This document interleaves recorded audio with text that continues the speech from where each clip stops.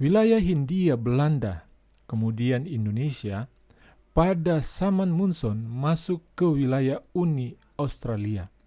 Sehingga Munson yang menjadi utusan ke konferensi yang diadakan di Uni Australia. Dari tahun 1906 sampai 1913, ia bertugas di Australia.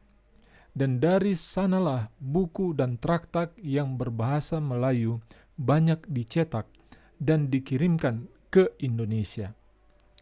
Mungkin Munson bekerja sama dengan percetakan Advent Avondale Press, dan hatinya tergerak untuk membuka percetakan Advent di Indonesia. Oleh karena itu, ia datang ke Indonesia dari Australia pada tahun 1910 dan mulai mendirikan percetakan yang sederhana, hand press di Sukabumi. Rekannya, E.K. Hungerford, dengan pembantu-pembantunya yang bersimpati dengan pekerjaan yang dilakukan Munson, membawa alat-alat mereka sendiri secara sukarela dan dengan biaya sendiri.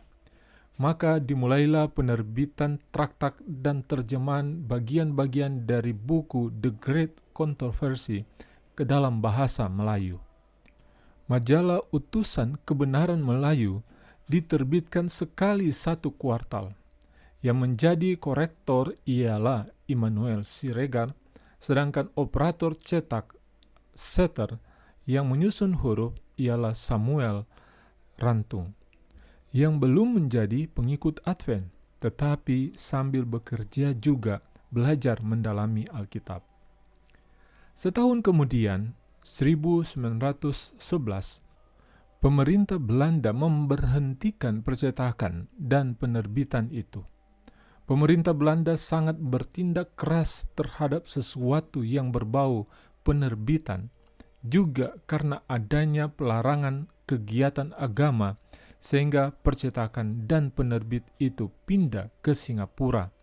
Seiring adanya pembentukan Uni Melayu yang berkedudukan di Singapura tahun 1912, putra R.W. Munson, namanya Melvin Munson, menerbitkan majalah Pertandaan Zaman, dibantu oleh Minan E. Direja, seorang putra Sunda. M.E. Direja mencurahkan perhatiannya kepada majalah Pertandaan Zaman tahun 1924, menggantikan S. Siregar yang kebetulan sakit dan pulang ke kampung. Pada tahun 1927, Direja diangkat menjadi editor Malaya Science Press yang melayani wilayah Uni yang terdiri dari Malaya, Singapura, Myanmar, dan Indonesia. Pada dekade itu, percetakan dan penerbit Advent telah menerbitkan buku kesehatan yang berjudul Kitab Kesehatan dalam bahasa Melayu Arab, karya Dr. Selmon yang kala itu sangat diminati halayak. 2 tahun kemudian, 1929, kantor redaksi Pertandaan Zaman pindah ke Jalan Naripan nomor 63, kini nomor 91. Upaya penginjilan tampaknya diwarnai pencetakan dan penerbitan buku, sehingga para evangelis literatur yang bergerak dengan dinamis menjadi tulang punggung kemajuan jemaat. Suasana tahun 30-an agak memanas. Suasana politik yang mulai panas dengan didudukinya negeri Belanda oleh Jerman, pengaruhnya sangat terasa di Indonesia dan Asia pada umumnya. Uni Indonesia berada di bawah divisi Eropa Tengah. Pada tahun 1932, redaksi majalah Pertandaan Zaman pindah ke Cimindi dengan editornya M.E. Direja merangkap sebagai ketua jemaat. Suasana Asia Tenggara mulai membara. Suasana di Eropa terasa di Asia Tenggara dengan munculnya Jepang sebagai penakluk negara-negara di Asia. Tidak terkecuali Indonesia. Awal tahun 1942, Indonesia dikuasai Jepang dan segala aktivitas sosial, keagamaan, terutama media massa, para pemimpin agama ditangkap, misionaris asing dipenjarakan.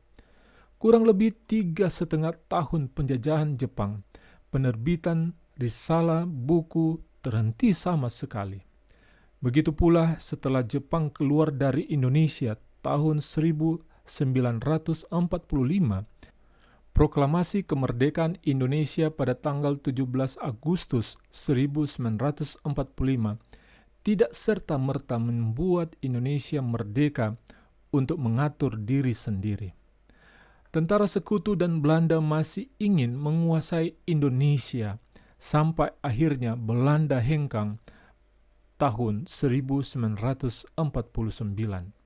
Dalam suasana serba prihatin, majalah Pertandaan Saman diterbitkan kembali pada tahun 1948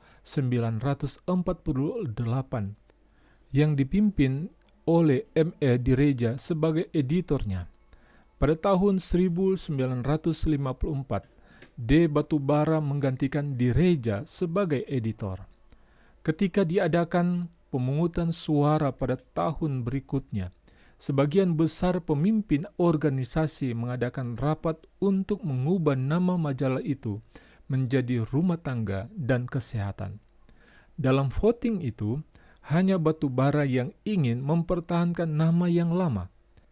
Kalangan pemimpin evangelis literatur atau Kolputiur melihat kemungkinan yang lebih besar peredaran majalah itu akan lebih luas dengan topik mengenai keluarga dan kesehatan.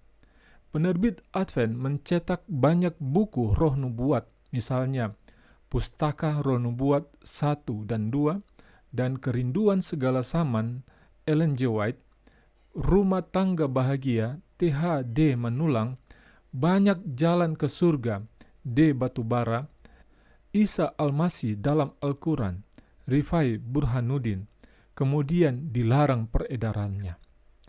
Sebelum tahun 1954, majalah dan buku yang diterbitkan oleh penerbit Advent dicetak di percetakan Cibantar dari pemerintah di Jalan Barga. Bob Lesiasel, pengurus pencetakan buku dan majalah itu, dengan berkantor di kantor daerah atau UNI yang berkedudukan di Jalan Naripan nomor 63.